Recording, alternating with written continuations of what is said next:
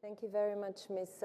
Howie. Dear ladies and gentlemen, thank you so much for having me as part of this inspiring forum. I'm here with Mr. Hristo Petrov. You can indicate yourself. Thank you very much for joining me as the Bulgaria delegation. He's a member of our parliament, member of the social committee, and a true driving force to ensure critical changes in the legislation, because even from the first interventions, we heard that we cannot expect significant changes unless we have also the respective legislative framework. So thank you for being with me here.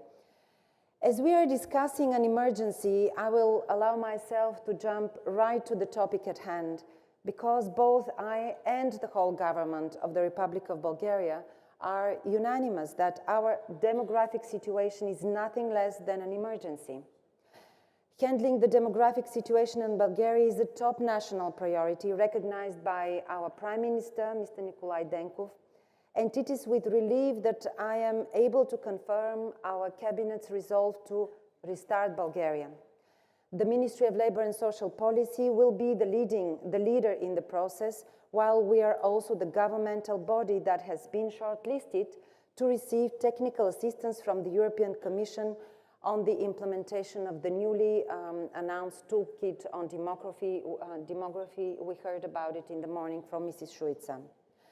In the 21st century, we are facing, I believe, three entirely new demographic patterns of thinking and three very new demographics of behavior patterns, which are yet unseen in our human history.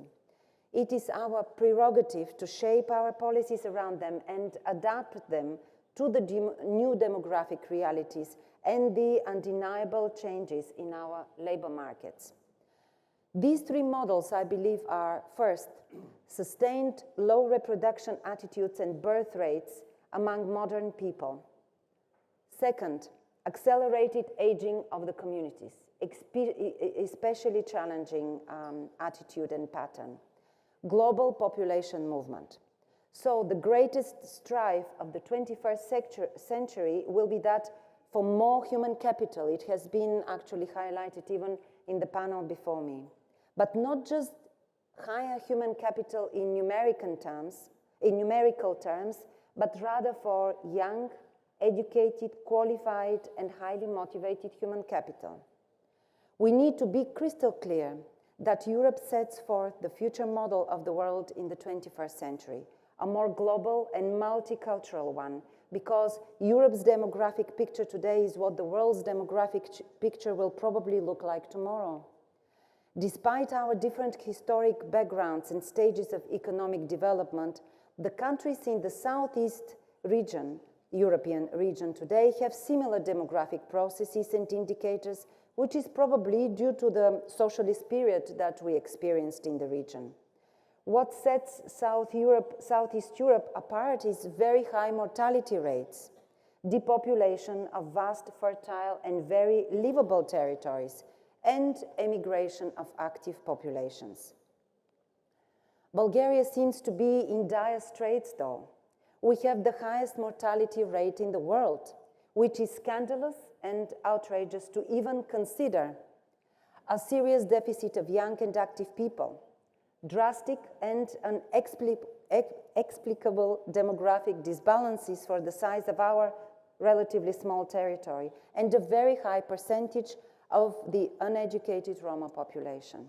More than 85% of our Roma population, or over 700,000 people, are uneducated, and some 200,000 of them are illiterate. You can imagine the scope of the challenges that we are facing.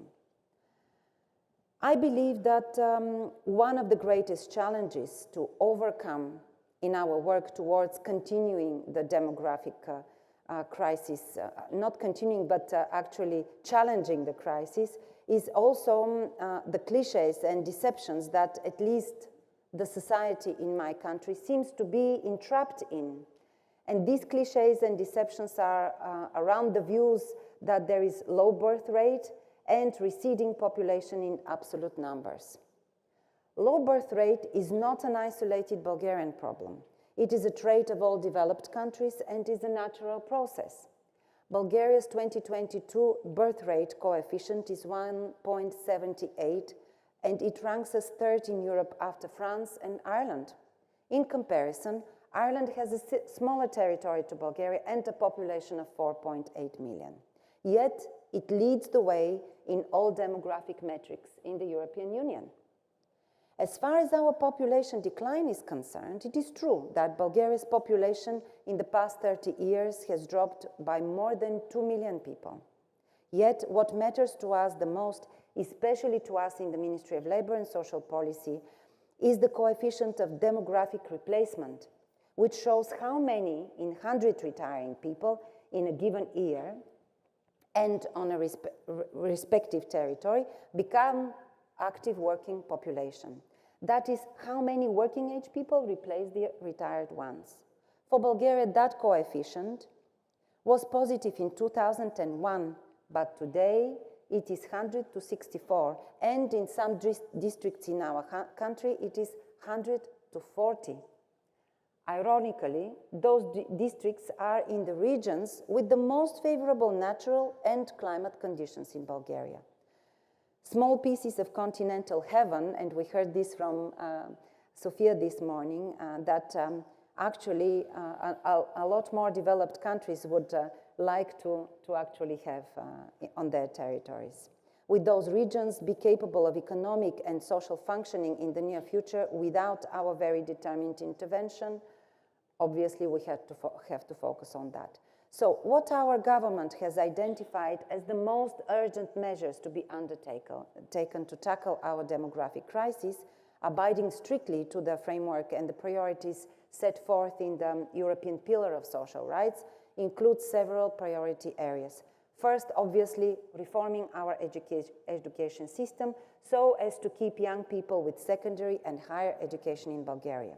That requires a complete shift in the philosophy of our education system to ensure its adequacy in the modern world. IT developments and the forthcoming needs of the labor market that is bound to be defined to a greater extent by artificial intelligence. Second, focusing massive efforts in securing efficient and quality healthcare and enhancing the health culture and behavior of our nation, in order to include compulsory health checks and for curable diseases, and of course, reducing bad health habits and harmful lifestyle patterns to mitigate our extremely high mortality rates. Third, developing and integrating proactive policies to attract young people population from the traditional Bulgarian diasporas in Moldova, in the Ukraine, from the new diasporas in the Western, Central, and Southeast Europe, and of course from other European countries. Fourth, applying focused state intervention in the least developed regions in Bulgaria, which are now unable to recover on their own in terms of infrastructure, social, especially infrastructure, and the investment climate. Five, introducing tax reductions for employers that choose to keep women's jobs during maternity leave, including for women who are undergoing in vitro procedures. And sixth priority, developing a robust, human-centered residential policy to address the needs of families with young children. Those are measures that are yet to be implemented with the strong political will of our government and the government that I represent, but I would like to emphasize the work that has already been done in this respect in Bulgaria. Tax and financial stimuli without income criteria for families with young children, some of which have marked a significant increase in our current 2024 budget. Second, free early childhood education and care for accessing the public nurseries and kindergartens, and also Sofia in the morning mentioned the fact that we have a fundamentally important role of early childhood education and care to tackle demographic challenges. Of course, tax stimuli for employers in regions with high unemployment rates, state support to employers hiring people from especially vulnerable groups. These would be people with disabilities and, of course, refugees, very important target group for us. And last but not least, increase state aid for the in vitro procedures. In line and in closure with our needs and efforts, which I highlighted, we are working together with Europe because we believe that being stronger and being together in tackling all these challenges is the only way forward. As I mentioned, our Ministry of Labour and Social Policy will hopefully receive the technical assistance, and I already discussed with your minister that we will be very happy to share the learning curve that Bulgaria is going to undertake, hopefully, in this process. The social dimension of demographic development should be better reflected in the economic policies across the European Union. And now, social ministers, we say more and more the following message. Money going into social priorities is not a mere cost. It is a necessary, absolutely viable investment in the prosperity not only of our economy, but the holistic prosperity of our societies. Thank you very much, and I'm very happy to receive questions.